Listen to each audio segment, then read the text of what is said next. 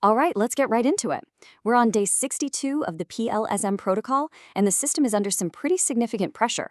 So today's report is all about defense under fire, and we're going to break down exactly how the protocol is holding up during this major stress event.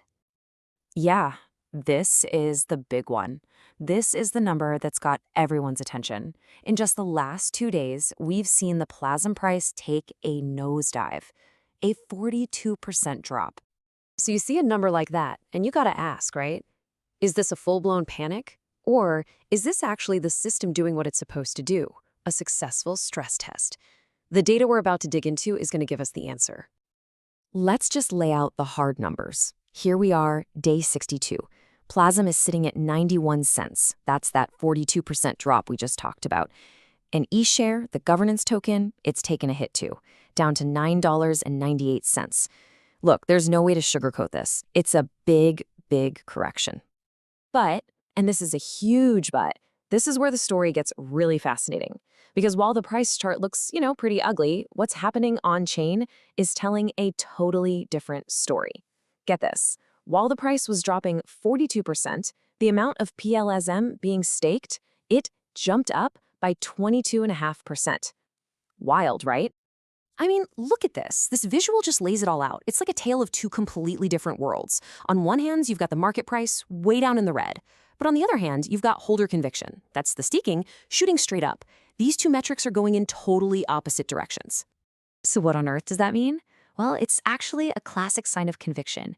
It's one of the strongest signals you can see. Think about it. When the price tanks, but the people who believe in the project start locking up more of their tokens, they're not panicking, not at all. They're basically saying, hey, this is a discount, and they're doubling down. Panic selling would look totally different. This is the opposite of panic. And if you look at where all the Plazm is, the story gets even clearer. Despite all this crazy price action, the amount of Plazm that's actually liquid, easily available to be sold on the market, is tiny, just 4%, almost nothing. Meanwhile, a huge 58% is locked away in staking. And remember, that's the number that's actually growing right now.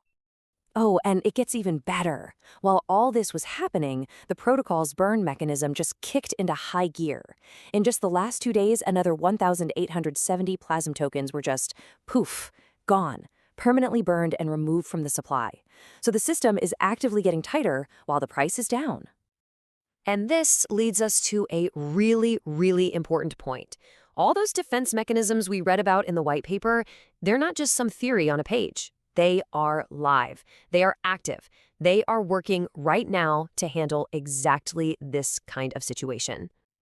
And you want proof? Here it is. In the last 48 hours, the automated defense pools, we're talking buy and burn, buy and build, they've put over $11,500 to work supporting the system.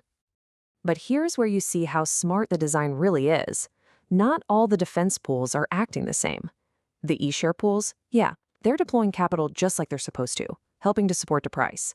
But then you look over at the USDC pools, and they're holding steady. They're not draining. So why aren't they draining? What's the magic here? Well, the answer is real yield. These specific pools are getting topped up constantly by external revenue from things like DEX5 bonds. So even while the protocol is spending money to defend the price, there's this steady stream of fresh, stable capital flowing right back in. That's absolutely crucial for surviving something like this. Okay, so we know the defenses are working. That's great. But that brings up the next obvious and very important question. Where are we right now in relation to the protocol's safety nets, its price floors?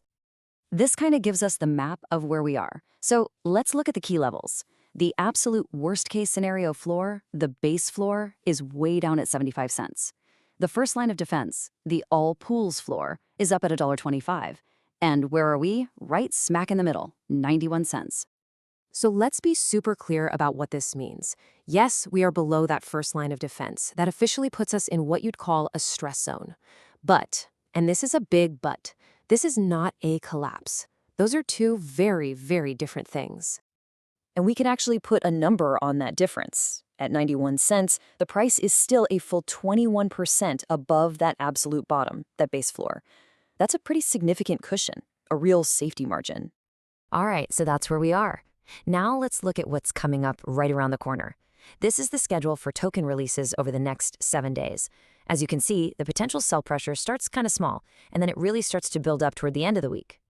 Okay, now this is probably the most important chart for the immediate future. Think of it like this. On one side, you have the attack, the potential sell pressure from all those upcoming releases. That's about $62,000 worth. And on the other side, you have the defense. The money sitting in the defense pools right now. That's over $69,000. So when you do the math, that gives us a coverage ratio of 111%. The takeaway here is simple and it's powerful. The defense pools have more than enough firepower to soak up every single token that's scheduled to be released over the next 7 days. The system is ready for what's coming. And just a quick look a little further out, we are now just 16 days away from day 78. That's the next big date on the calendar. So let's wrap this all up. What's the final verdict here? Well, the price took a 42% hit, for sure. But at the same time, staking shot up by over 22%. The defenses deployed almost 12 grand, exactly like they were programmed to. That real yield is topping off the USDC pools. The liquid supply is still ridiculously tight. And we have 111% coverage for the whole next week. So you tell me, does that sound like panic? No. This is what a successful stress test looks like in the wild. And believe it or not, we've really only scratched the surface here. This was just the high-level overview. So make sure you come back for part 2, because we're going to do a real deep dive into the advanced mechanics, how all these defense systems really work under the hood. And of course, just a quick reminder for everyone, this is all for educational and informational purposes. It is absolutely not financial advice. You've always got to do your own research before making any kind of investment decision.